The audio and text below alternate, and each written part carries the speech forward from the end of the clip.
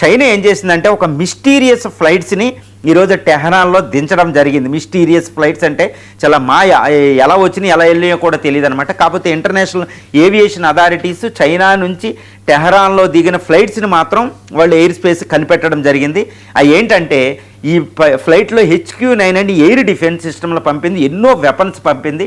Air స్పేస్లో America యుద్ధ విమానాలను కూల్చే ఒక మిసైల్స్ని కూడా అక్కడ పంపించిందని తెలియదు. అంటే ఇరాన్ రక్షించుకోవడానికి కావాల్సిన ఆయుధ సంపత్తిని చైనా సప్లై చేసిందండి. అంటే ఇలాగే సప్లై చేస్తే అమెరికా అక్కడ ఈజీగా ఇరాన్ గెలవలేదనమాట. ఎందుకు చైనాకి ఇప్పుడు ప్రస్తుతం ఇరాన్ ప్రభుత్వం పతనం అవ్వకూడదంటే చైనాకి ఇరాన్కి కొన్ని $1 బిలియన్ 200 బిలియన్ ఆయిల్ ఒప్పందం ఉండండి, ఆయిల్ పైప్ లైన్ ఉన్నాయి అక్కడికి. ఒకవేళ ఇరాన్ ప్రభుత్వం ఇప్పటికే వెనిజులా ప్రభుత్వం కూలిపోవడం వల్ల చైనాకి ఆయిల్ సప్లై ఆగిపోయింది, చీప్ ఆయిల్.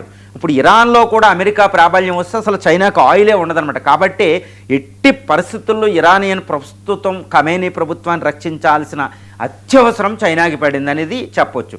ఇప్పుడు ఇండియా ఎందుకు ఇరాన్ ప్రభుత్వం కూలిపోకూడదని కోరుకుంటుంది? అసలు ఎందుకు ఇరాన్ ఇప్పుడు ఇండియా కూడా అటు రష్యా చైనాలతో కలిపి ఇరాన్ రక్షణకి దిగింది? దీంతోనే ట్రంప్ ఎందుకు వెనక్కి వెళ్ళిపోయాడంటే ఇండియా కూడా ఈ ఖమేనీ, ఆయితుల్లా అలీ ఖమేనీ ప్రభుత్వం చాలా చాలా ఇంపార్టెంట్ అండి. ఎందుకంటే చాలా చాలా అత్యవసరం అనమాట. మోడీ అందుకనే చాలా దౌత్యాన్ని ఒక అద్భుతంగా ఎక్కడ బయటపడకుండా చేశారన్నమాట. అటు రష్యా చైనా